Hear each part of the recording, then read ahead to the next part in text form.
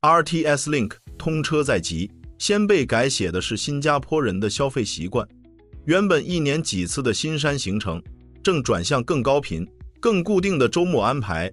边境摩擦下降之后，跨境消费正在从临时起意变成可预测、可重复的生活选择。研究估计，开通后每年净消费外流可达 2.9 亿新元，约占零售和餐饮总额 0.4%。这个比例不高，压力却集中落在药妆、餐饮、杂货这些替代性最强的行业。去新山消费变得像搭 MRT 一样便捷之后，本地商家面对的核心问题就是用什么价值留住原本稳定的客流。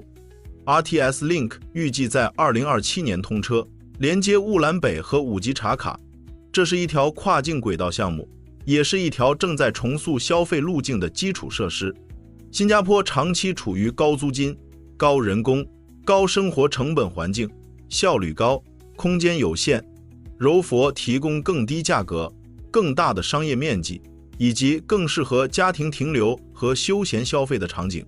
过去两边的联动一直受到通关时间、排队不确定性和行程安排成本限制。很多人有跨境消费需求，但没有纳入日常安排。现在这个门槛持续下降，工程推进，通关自动化升级，边境正从高摩擦状态转向可管理、可预期状态。研究提到，相关出境行程增长潜力可达 51%。 这组数据说明，消费者对价格差和空间差的反应非常直接。工资增长有限，育儿开销、房贷和祖屋支出持续存在，家庭会主动寻找更划算的生活安排。住在北部的家庭，采购、吃饭、看电影正在被整合进同一趟跨境行程。平日在新加坡工作的年轻上班族，周末到柔佛消费的节奏也会逐步固定。国家边界没有变化，生活半径已经开始重组。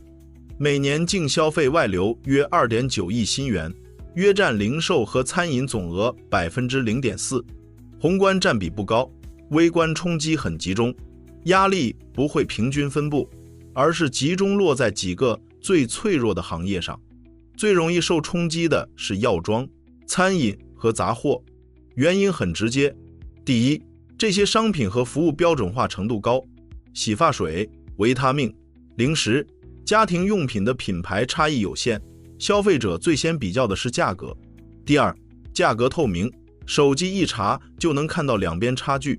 第三，替代性强，周末去新山一次就能完成集中采购。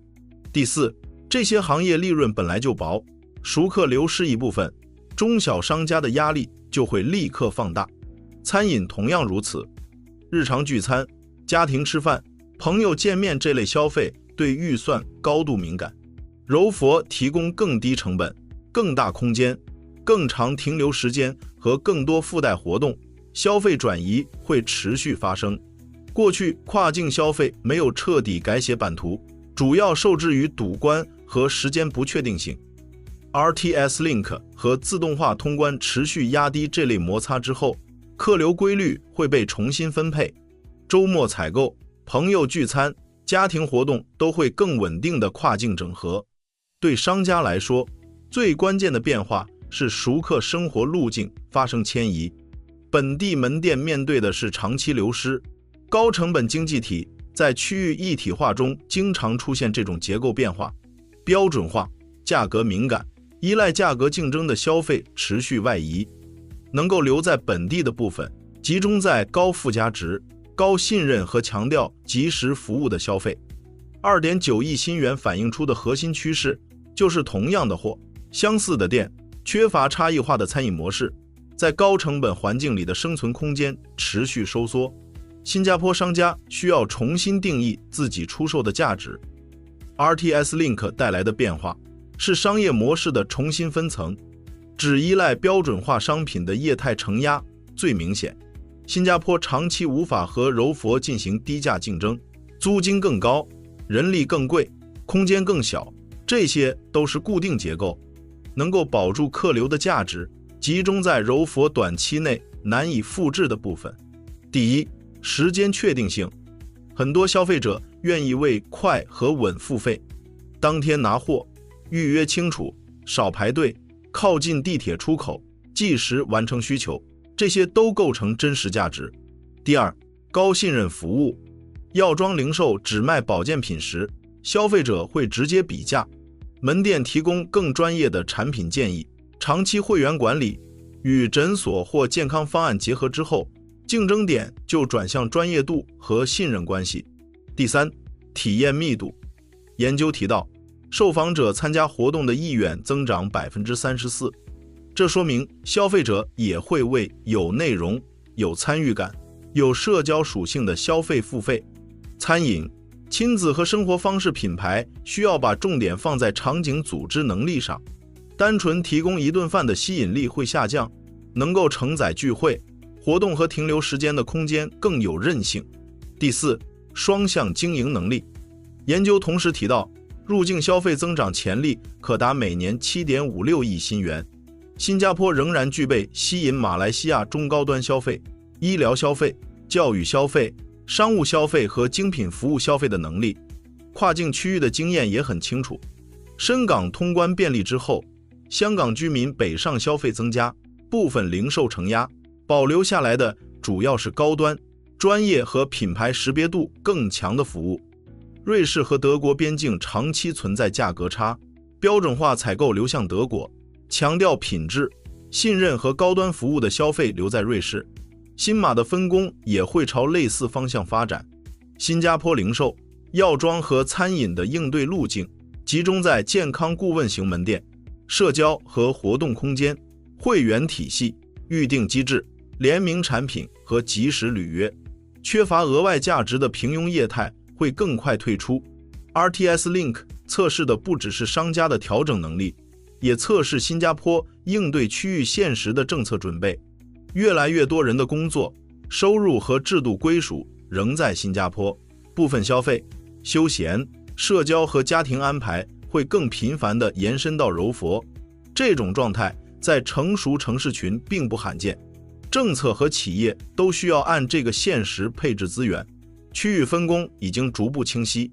新加坡继续保留高信任、高专业、高附加值的消费和服务，包括医疗、教育、金融相关服务、精品餐饮、品牌体验和商务会展。柔佛承接价格敏感、空间需求大、停留时间长的消费，这个分工本身可以成立，真正的压力来自本地成本结构。很多中小企业知道需要升级，也清楚不能继续打价格战，但租金高、人力紧、试错成本大，导致体验升级、数字服务和会员经营推进缓慢。政策层面有几个方向需要同步跟进。第一，租金环境。商业地产持续追求短期回报时，最先被挤压的是需要时间培养社群和体验的业态。第二，人力政策。体验型服务依赖稳定员工和训练质量，低成本排班无法支撑长期竞争力。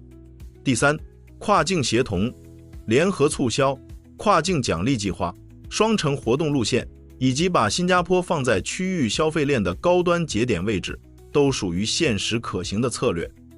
RTS Link 改变的是边界的功能分配。新加坡的优势集中在高信任、高效率和高附加值领域，政策需要围绕这些优势释放更多缓冲空间。RTS Link 把原本被边界延缓的竞争提前摆到台面上。2.9 亿新元的境外流说明，标准化、价格敏感的消费会更快跨境移动。